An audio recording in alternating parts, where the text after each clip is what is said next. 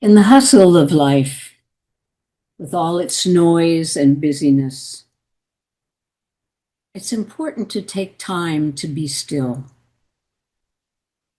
to calm our senses and renew our bodies, to open our minds. Let us gently breathe in a full, calming breath. Slowly exhale all concerns that draw our attention away from the renewal being offered by the quiet within. This is a holy place where love and grace abide for each of us, all of us, individually and collectively. Here in this space, between the rhythm of each heartbeat, our connection to God and to those we love will always live. Have you ever taken time to ponder the universe? To walk outside and be still on a starry night? Picture in your mind a forest trail. Hear the roar of the ocean during a storm. Smell the fresh mowed grass, the singing cicadas, this morning's sunrise, last night's sunset. We are in such a hurry to get there. We forget how important it is to be here, right now, in this breath, in this space that we inhabit. There will be and never be another moment just like this one, and it happens so fast. We can't even recall it later on in the same day. With all those little tiny miracles happening all around us, moment by moment, grace-filled and life-changing, it is important to pause and ponder. Right now, someone was born. Right now, someone breathed their last, all in the space of your heartbeat and mine. How we forget that our lives are not separate and alone. Rather, they are interconnected strands of stardust woven together with love. So let us sit now in this quiet moment and be grateful for it, just as it is, in silent communion with the one life and one breath of it all.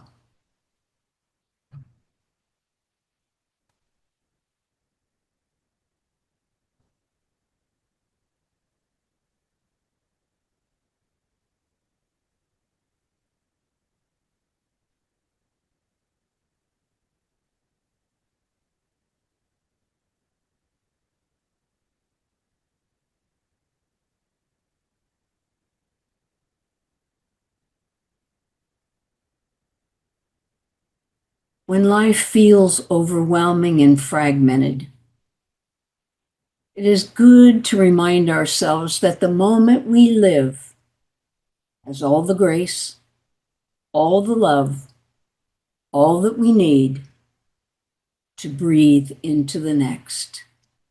Thank you, God. Thank you, God. Amen.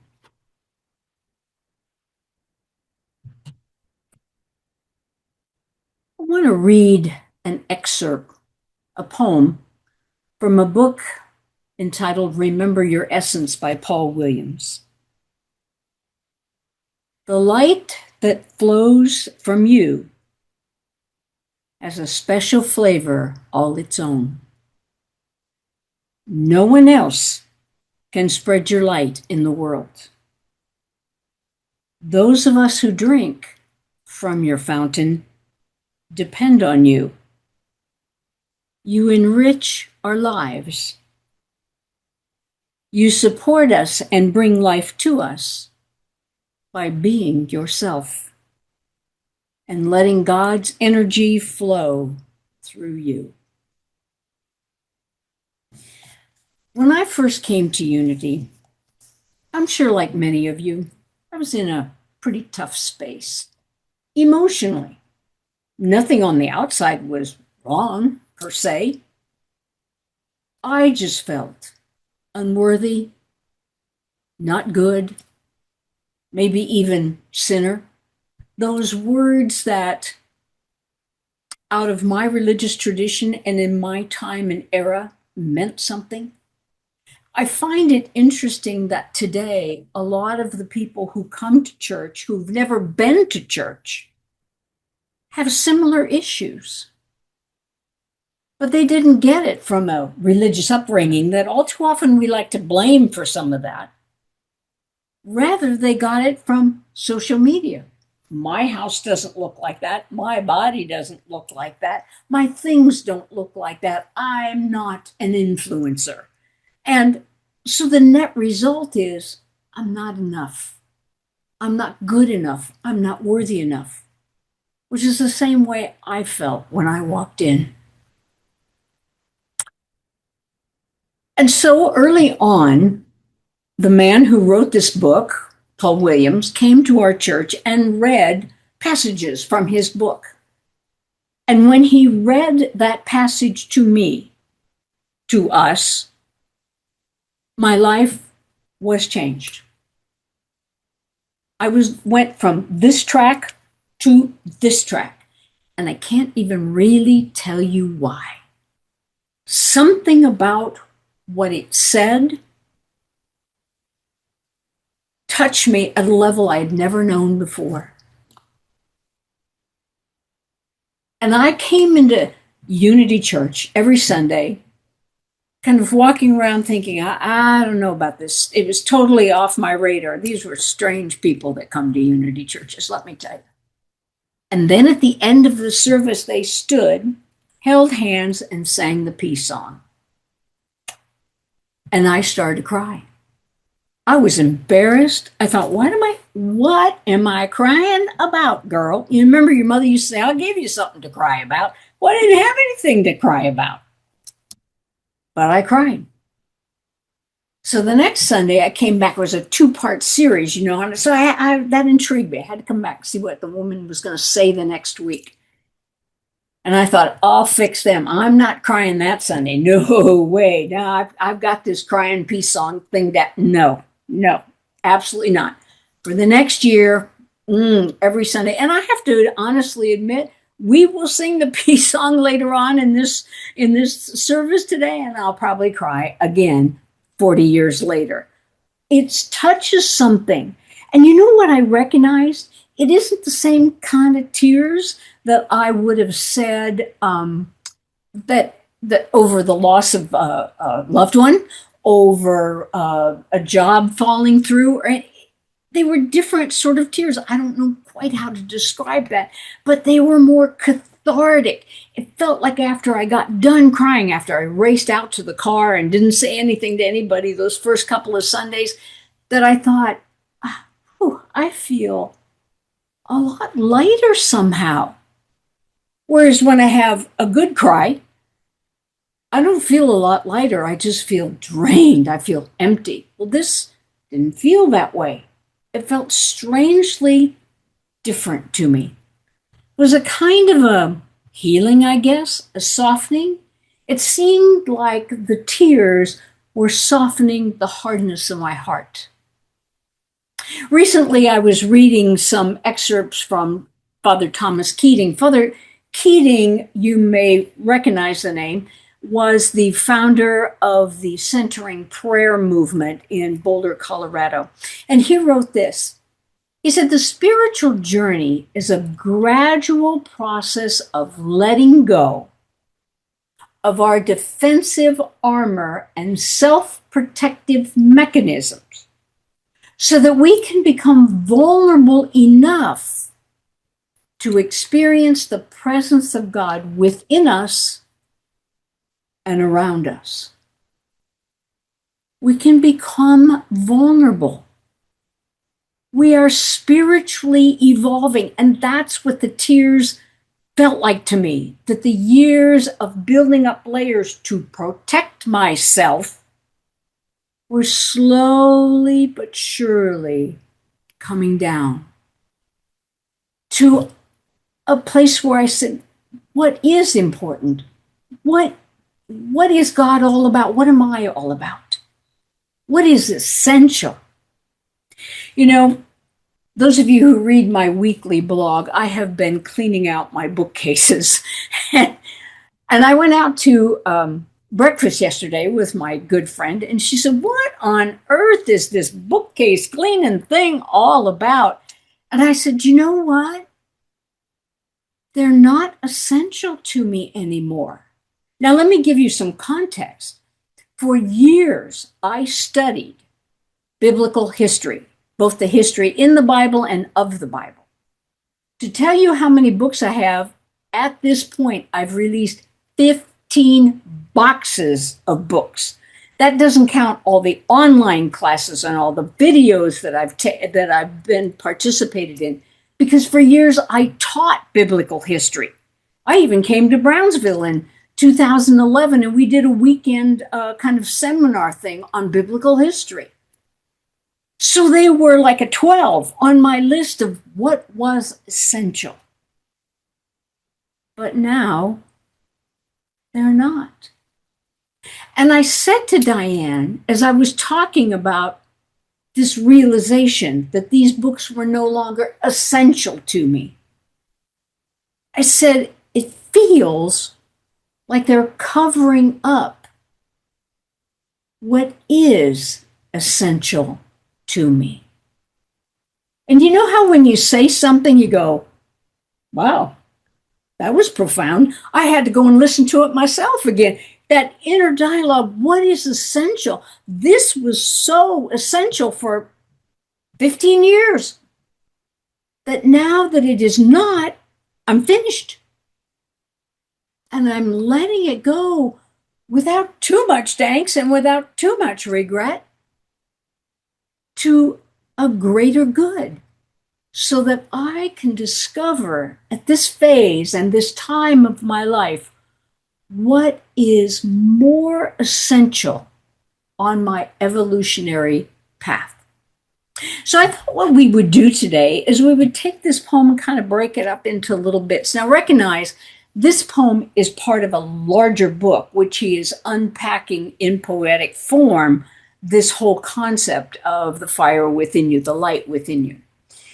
So section 1 really says, the light that flows from you has a special flavor all its own. And the implication is, or the question may be, where's this fire and this light coming from? And I asked myself the question, and I think it bears deep reflection. What do we call God? What do I call God?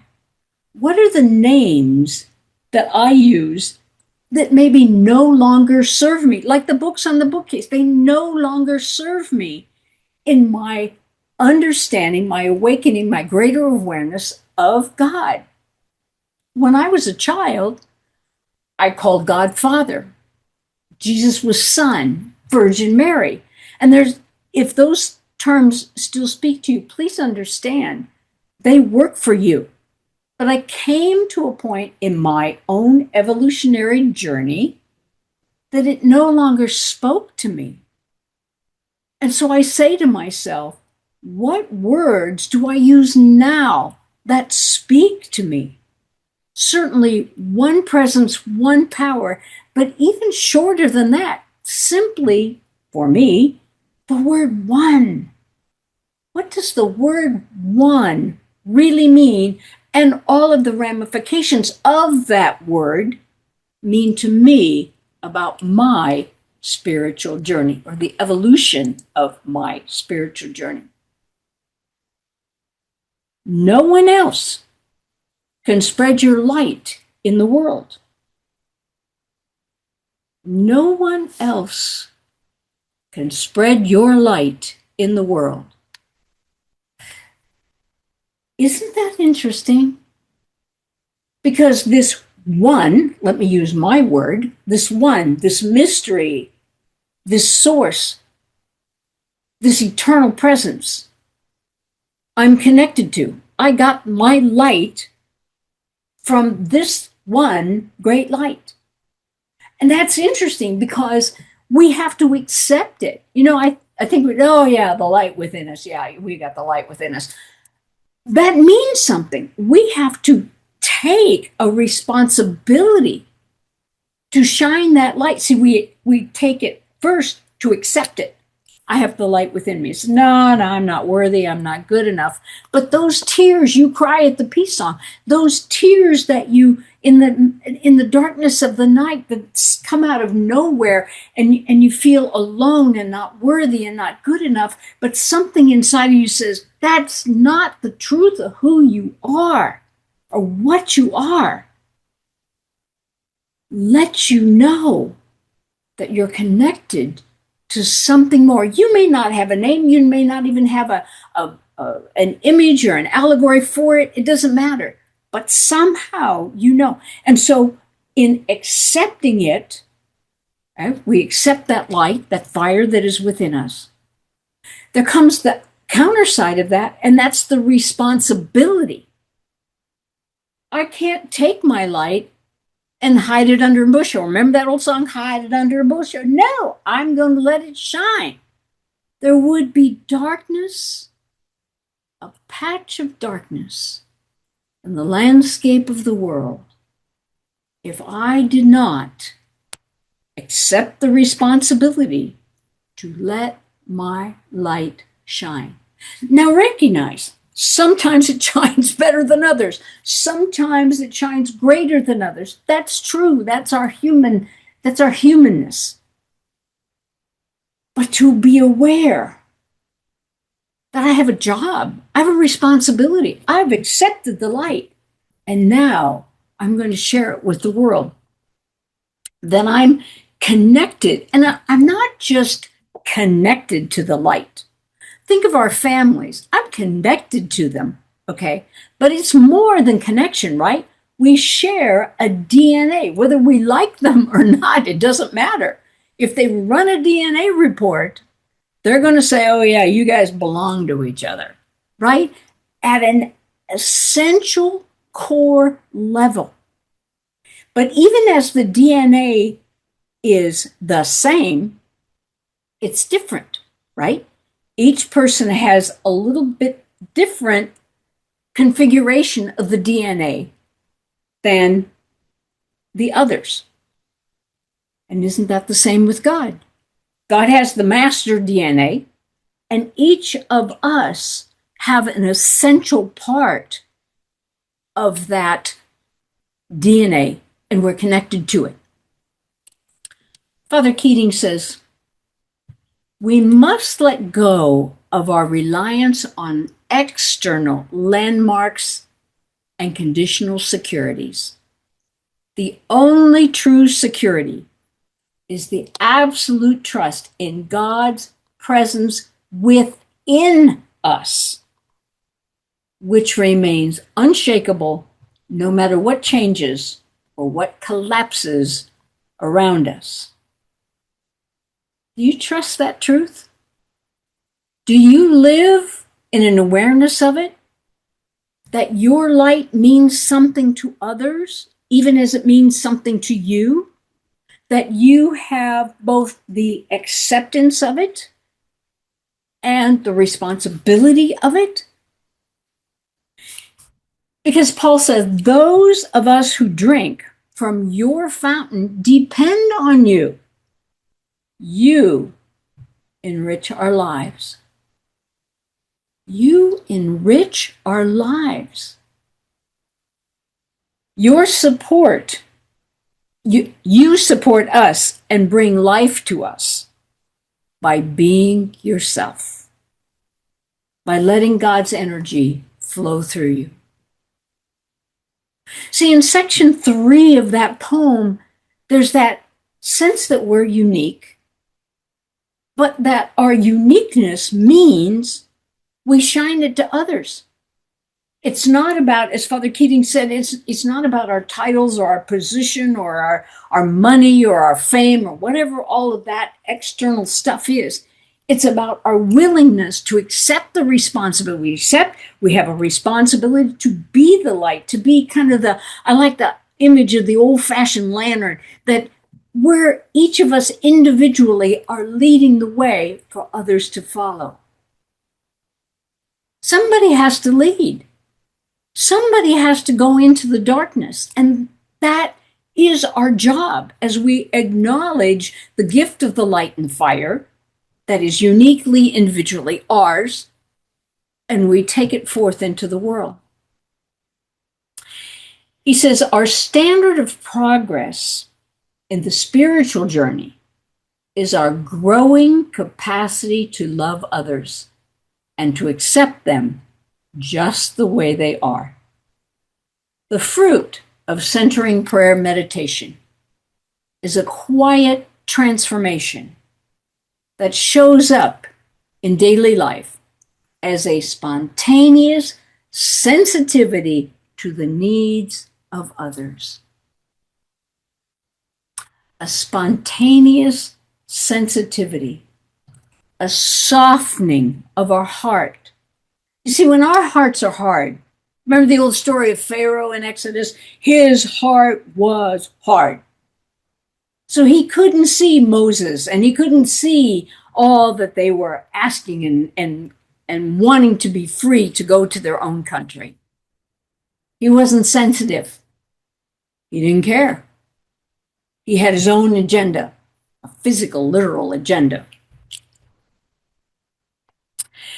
I think what that means is our homework, being the good teacher that I am, is not just to pray with all of our heart and all of our good intentions, but to really ask ourselves, what is essential on my spiritual journey now? This poem was essential. It was critical. It was crucial on my spiritual journey 40 years ago. It moved me dramatically. This one passage that I share with you today. Some of you may be saying, didn't do a thing for me. Others may be saying, oh, that was interesting. It's a nice little poem. But even to me today, these words still touch me in a way I can't really explain. So to probe the words, we need to see how they can limit us, how they can expand our understanding of God. Because the reality is, we can only grow spiritually by living the insights, inspiration, and revelation that we have been given. We're not going to get new insight, new revelation, new ideas until we use what we have gotten. And therefore, we need to know what it is and call it as it is. Who are you praying to? What are you aligning with? The answer to the questions are very profound because they call to the mystery that indwells you. To remember our essence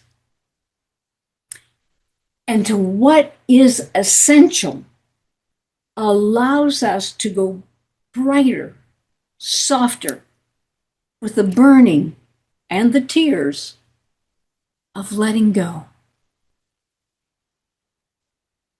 The light that flows from you has a special flavor all its own. No one else can spread your light in the world. Those of us who drink from your fountain depend on you. You enrich our lives. You support us and bring life to us by being yourself and letting God's energy flow through you. Thank you, and God bless.